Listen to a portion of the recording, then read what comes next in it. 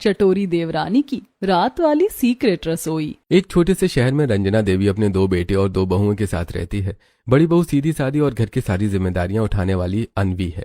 वहीं दूसरी तरफ छोटी बहू संजना भी सबके सामने त्याग की देवी का रूप धारण करके रखती है। इसी तरह एक दिन जब पूरा परिवार डाइनिंग टेबल पर खाना खा रहा होता है तो बस मेरा पेट भर गया, मेरा खाना हो गया। जेठानी जी आप कुछ लेंगी? हाँ, एक और रोटी लूंगी। रुकिए जेठानी जी, मैं दे देती हूँ, वैसे भी मेरा खाना हो गया है। संजना भाभी आप भी एक रोटी और ले लीजिए, आप हमेशा एक रोटी ही खाती है, एक रोटी में आपका पेट भर जाता है। हाँ आनंद जी, एक रोटी मेरे लिए काफी है।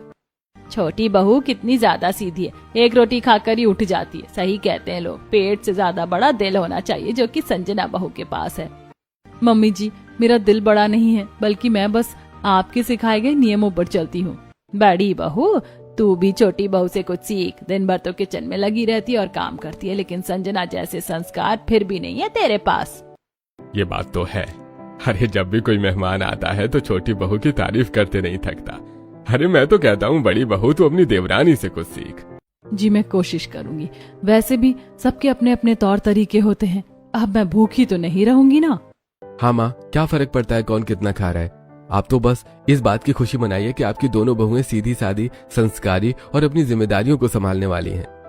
अभिषेक की बात सुनकर सभी मुस्कुराने लगते हैं। वहीं अनवी को सोच रही होती है, उसे कुछ तो गड़बड़ लगता है और वो किसी से कुछ कहती नहीं है। इसी तरह फिर रात को कमरे में, इतनी रात को तुम उल्लू की तरह कहाँ जा रही हो? आपको तो पता ही है इस वक्त कितनी गर्मी है और ऊपर से जग का पानी भी खत्म हो गया है, इसीलिए मैं नीचे जाकर किचन से पानी लेकर आती हूँ। इतना कहकर अनवी तुरंत पानी का जग लेकर कमरे से बाहर जाती है और सीढ़ियों से उतरने लगती है। तभी उसे खटपट करने की आवाज आती है। ये इतनी रात को किचन से खटपट की आवाज क्यों आ रही है? आखिर इस वक्त किचन में कौन हो सकता है? कहीं घर में कोई चोर तो नहीं आ गया? मुझे जाकर देखना होगा। अनवी तुरंत अपनी चप्पल उठाती है और दबे पैर किचन में जाती है, लेकिन तभी आवाज आनी बंद हो जाती है। अचानक आवाज आनी कैसे बंद हो गई? लगता है कोई चूहा होगा। अगर चोर होता तो इतनी जल्दी गायब कहाँ हो जाता? छोड़ो, मैं पानी लेकर अपने कमरे में चलती हूँ। ये सोचकर अनवी तुरंत चप्पल पहनती है और जग में पानी लेकर अपने कमरे में जाकर सो जाती है। फिर अगली सुबह दोनों बहुएं किचन में आकर सभी के लिए नाश्ता बनाना शुरू करती हैं। आज तो सभी की पसंद का हलवा बन रहा है, सब बहुत खुश हो जाएंगे। हाँ जेठानी जी, आपने बिल्कुल सही कहा, मूंग का हलवा तो सबको पसंद है। वैसे मेरे ख्याल से हलवा बन गया है, आप थोड़ी सी मूंगफली दे दीजिए, मैं ऊपर से डाल देती हूँ। हाँ, मैं कल ही फ्रिज में मूंगफली रखी थी, अभी देती हूँ। इतना कहकर अनवी जैसे ही फ्रिज खोलती है तो वो देखती है कि मूंगफली कुछ कम है और फ्रिज का सामान भी अपनी जगह पर नहीं होता। ये क्या, रातों रात मूंगफली कैसे कम हो सकती है? आखिरकार मूंगफली कहाँ गई? देवरानी जी आपको पता है क्या? नहीं जी, मुझे कैसे पता होगा? वैसे मेरे ख्याल से आपको ज्यादा सोच रही हैं। रातों रात मूंगफली कहाँ ही जा सकती है, हमने ही कम रखी होगी। हाँ शायद आप सही कह रही हैं, मैं ही कुछ ज्यादा सोच रही हूँ। लेकिन फिर कल रात को किचन से अजीब आवाज भी तो आ रही थी ना। हो ना हो कुछ तो गड़बड़ है, लेकिन क्या? अनवी संजना के सामने तो कुछ नहीं कहती, लेकिन मन ही मन उसे शक हो जाता है और वो चुपचाप सभी को हलवा बनाकर खिलाती है। फिर इसी तरह रात को सभी के सोने के बाद अंजना दबे पैर रसोई में आती है। लोग मुझे सती सावित्री और सच्चाई की मूर्ति समझते हैं, लेकिन मुझसे अच्छा झूठ तो कोई बोल ही नहीं सकता। मेरी असलियत कभी भी किसी के सामने नहीं आएगी।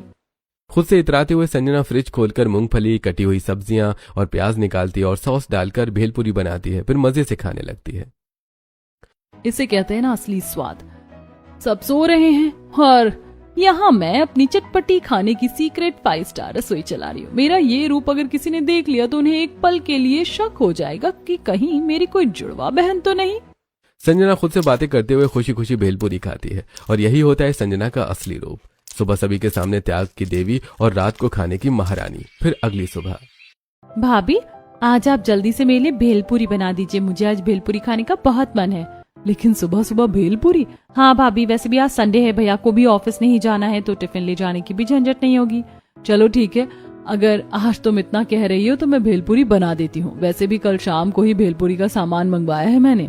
इतना कहकर अनवी खुशी खुशी किचन में जाती है और भेलपुरी बनाने का सामान इकट्ठा करने लगती है। तभी उसे कुछ चीजें कम मिलती हैं। ये क्या, कल रात को ही मैंने भेलपुरी का सामान मंगवाया और आज सामान कम है? ऐसा कैसे हो सकता है? क्या किचन में कोई चोर है या इन सबके पीछे देवरानी जी का हाथ है? पर वो तो डाइट पर है, हो ना हो कुछ तो गड़बड़ है और अब उस गड़बड़ का पता मैं लगा कर रहूंगी। अनवी को शक तो होता है, लेकिन बिना सबूत के वो किसी पर उंगली नहीं उठाना चाहती। इसी वजह से अगले दिन से वो रसोई पर नजर रखना शुरू करती है। वहीं रात को दबे पैर संजना फिर से रसोई में पहुंचती है। आज कुछ चटपटा खाने का मन कर रहा है, लेकिन मेहनत करने का मूड भी नहीं है, क्या करूं? संजना कम मेहनत में चटपटा खाना ढूंढ रही होती है। तभी उसकी नजर मैगी और उसके बगल में रखी इमली पर पड़ती है। वो तुरंत इमली और मैगी उठाती है और यूट्यूब से देखकर चटपटी इमली वाली मैगी बनाकर तैयार करती है और बैठकर चटकारे लेते हुए खाने लगती है। हाय, क्या चटपटी मैगी बनाई है मैंने। अगर मैं रेस्टोरेंट की मालकिन बन गई तो कोई भी ग्राहक निराश होकर वापस नहीं जाएगा। लोगों को लगता है कि मैं डाइट पर हूँ। अगर किसी ने मेरा ये रूप देख लिया तो। संजना चटकारे लेते हुए मैगी खाती है और धीरे धीरे ये सीक्रेट रसोई संजना के हर रोज का नियम बन जाती है। फिर एक रात संजना आइसक्रीम का डिब्बा खोलती है। चुपचाप जमीन पर बैठकर आइसक्रीम खा लेती हूँ। अगर किसी ने देख लिया तो मेरी इस सीक्रेट रसोई का पर्दाफाश हो जाएगा।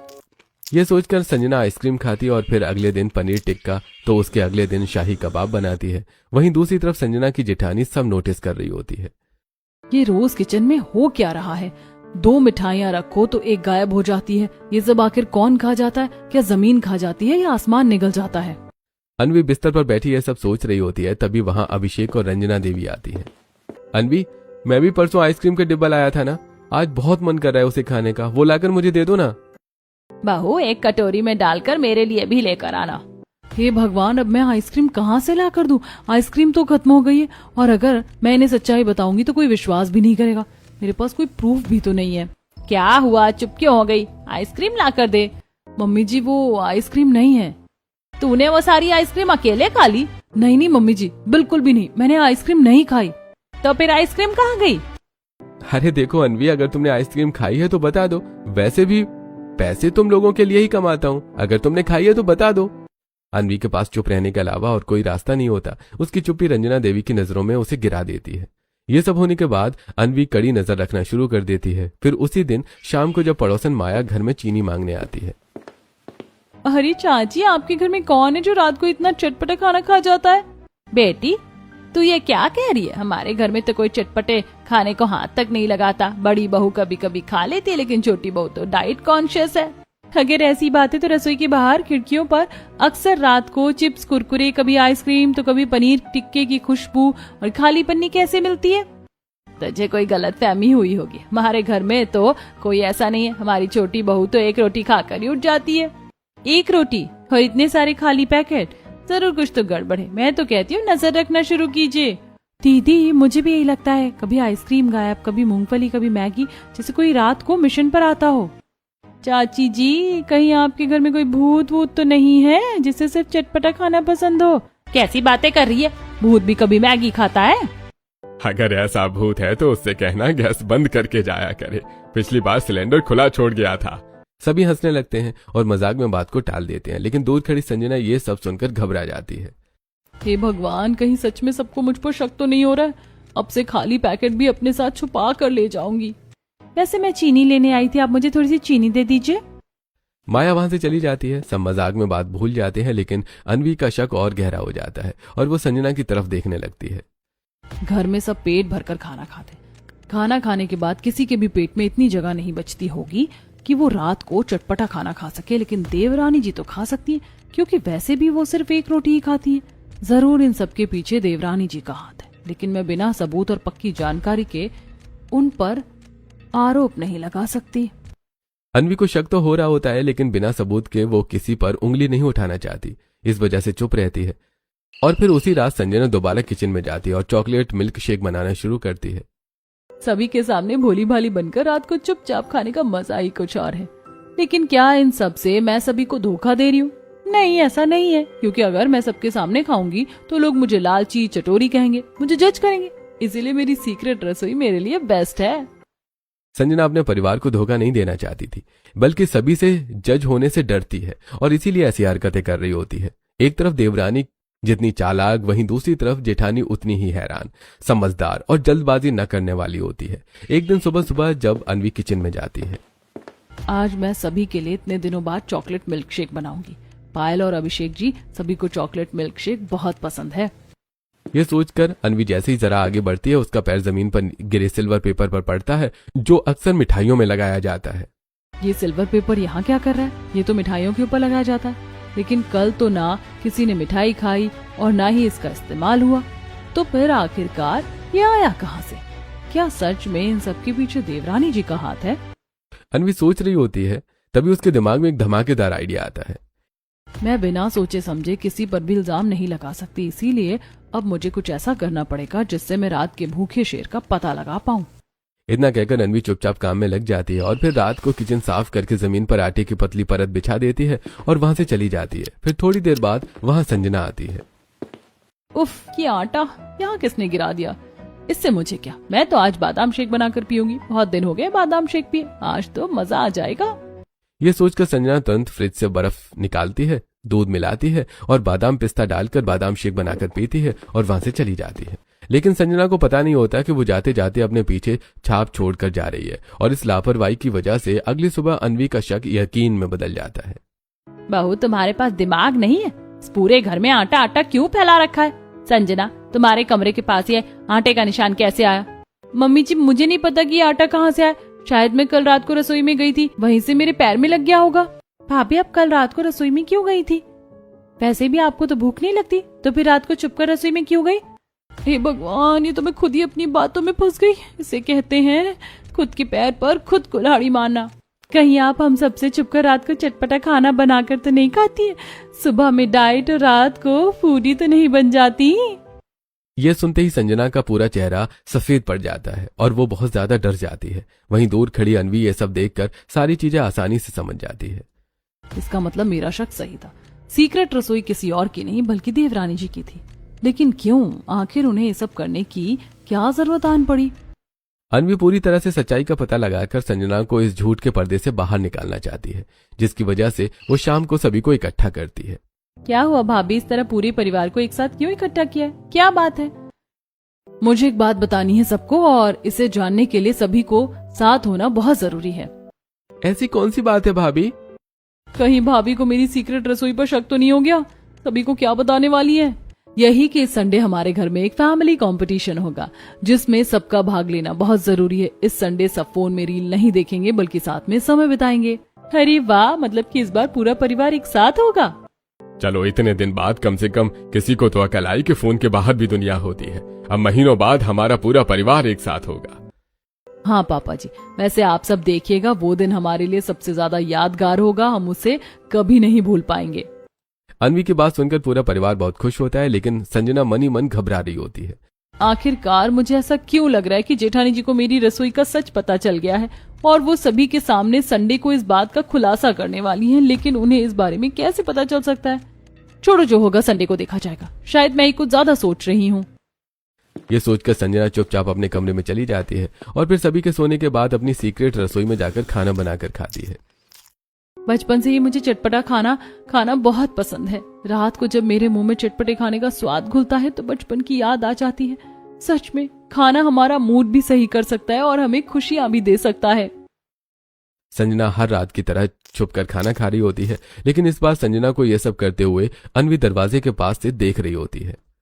आखिरकार देवरानी जी ऐसा क्यों करती हैं? सभी के सामने खाना क्यों नहीं खाती? मैं देवरानी जी को सभी की नजरों में नीचे नहीं गिराना चाहती, बस उनकी सच्चाई सभी को बताना चाहती हूँ और इसके लिए मुझे प्रूफ इकट्ठा करना होगा। यह सोचकर अन्वी सो जाती है और अगले दिन से एक सीआईडी ऑफिसर की तरह सबूत इकट्ठा करने में लग जाती है। फिर एक रात, संडे आने में बस 2 दिन बचे हैं। ना ही मेरे पास कोई सबूत इकट्ठा हो पाया है और ना ही मैं देवरानी जी को उनकी गलती का एहसास दिलाकर उन्हें समझा पाई। अब कुछ तो करना पड़ेगा। अन्वी जितनी ज्यादा शांत होती है उतनी ही ज्यादा समझदार भी, और इस वजह से वो तुरंत ऑनलाइन एक छोटा वॉइस रिकॉर्डर मंगवाती है। मैम, आपका ऑर्डर। क्या हमारा ऑर्डर? लेकिन यहाँ तो किसी ने कुछ भी ऑर्डर नहीं किया है। नहीं मैडम, एड्रेस यही का दिया हुआ है। इसमें वॉइस रिकॉर्डर है, शायद आपके घर में किसी ने किया होगा। क्या वॉइस रिकॉर्डर? लेकिन इसकी हमारे घर में क्या जरूरत है? किसने मंगवाया होगा और भला क्यों? आखिरकार हो क्या रहा है? रंजना देवी ये सोच रही होती है कि तभी वहां अन्वी आती है और तुरंत डिलीवरी लेती है। बहू, इसका क्या काम है? तूने इसे क्यों मंगवाया है? सीआईडी बनने वाली है क्या तू? अगर मैं अभी मम्मी जी को सारी बात बता दूं तो कहीं ऐसा ना हो कि देवरानी जी सबकी नजरों में गिर जाएं। क्या हुआ? कहाँ खो गई तू? बता, क्यों मंगवाया है तूने ये सब? क्या होने वाला अब इस घर में? अनवी थोड़ा सोचती है और बहाना बनाकर वहां से चली जाती है। धीरे धीरे रंजना देवी भी ये सब देखकर सोच में पड़ जाती हैं और कमरे में बैठकर सोचने लगती हैं। आखिरकार इस घर में हो क्या रहा है? घर की मालकिन मैं हूँ और मुझे ही नहीं पता इन दोनों देवरानी जेठानी के बीच चल क्या रहा है। देवरानी का एक रोटी में पेट भर जाता है और जेठानी खुफिया एजेंट बनी बैठी है। आखिरकार पूरी बात क्या है?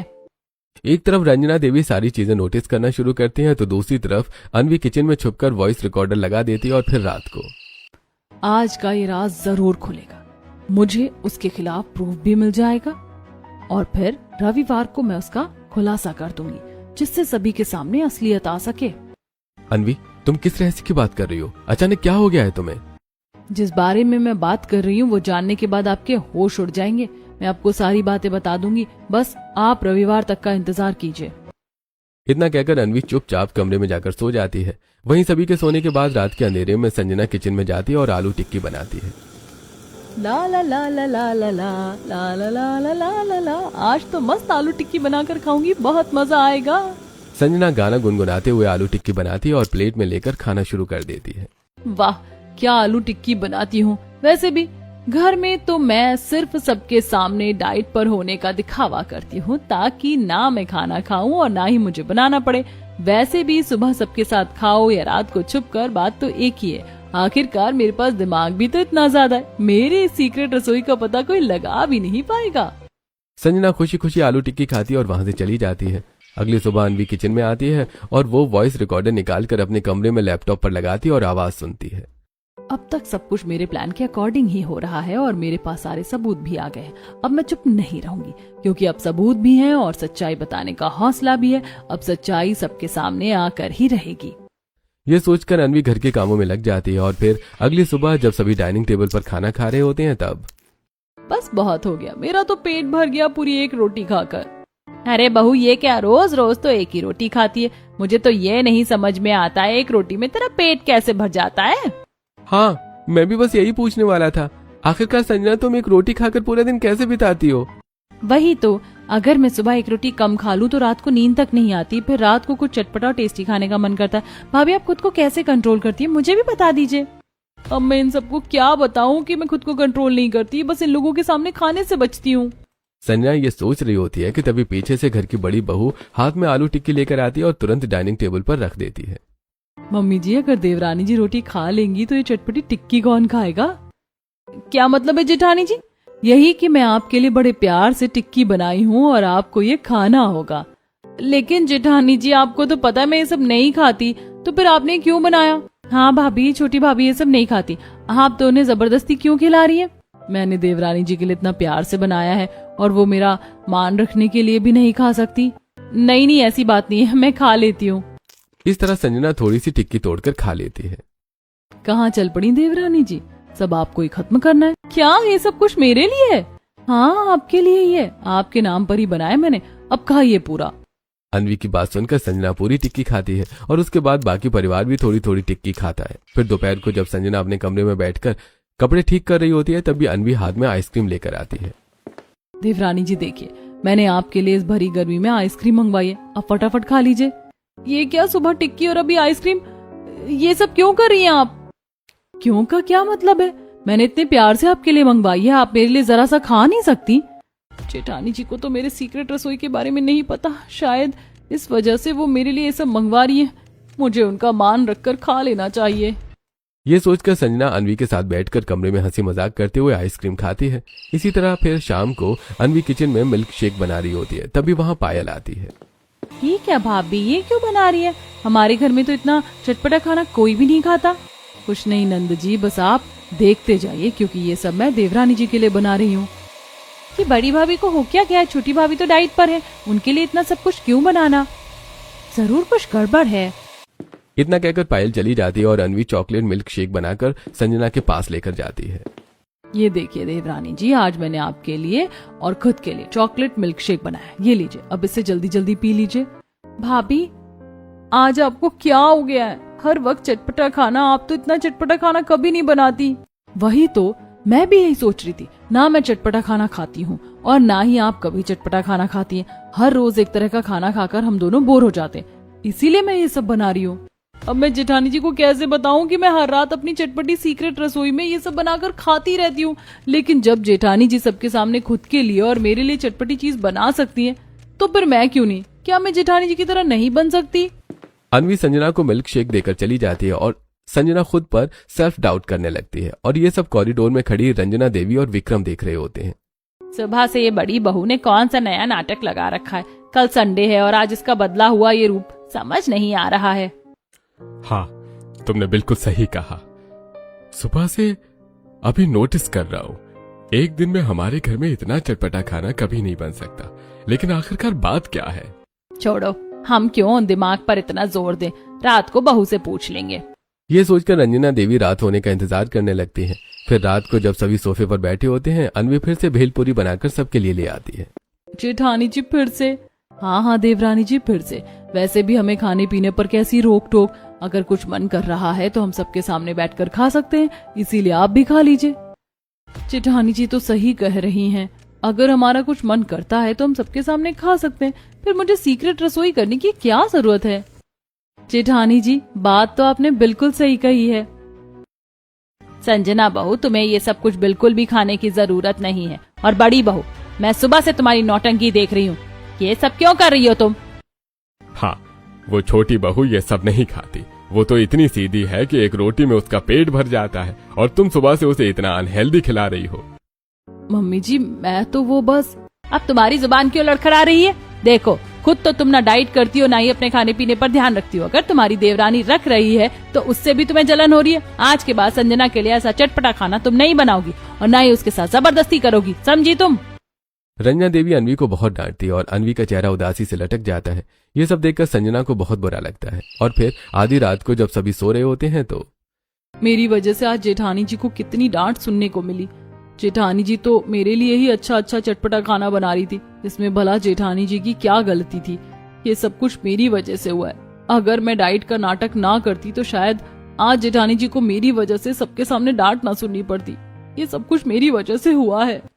संजना को आज पूरी रात नींद नहीं आती और जिंदगी में पहली बार रात को संजना अपनी सीक्रेट रसोई के लिए किचन में नहीं जाती है। और फिर अगली सुबह पर संजना अकेली बैठी होती है। क्या मेरी वजह से घर में जो कुछ भी हो रहा है वो सही है? पहले सब कुछ आसानी से हो जाता था, लेकिन ना जाने कुछ दिनों से बहुत सारी अड़चन रुकावट आ रही है और साथ ही घर का माहौल भी खराब हो रहा है। उससे सब कुछ कैसे ठीक होगा? कल रात की वजह से संजना बहुत परेशान होती है और अकेले बैठकर सोच रही होती है। तभी वहां अन्वी कपड़े सुखाने आती है। देवरानी जी, आप यहाँ अकेले क्या सोच रही हैं? कुछ नहीं जेठानी जी, बस ऐसे ही थोड़ा मन कर रहा था इसलिए ऊपर आ गई। अगर मन में कोई बात हो तो बता सकती है, हर बात अकेले सहने की जरूरत नहीं होती।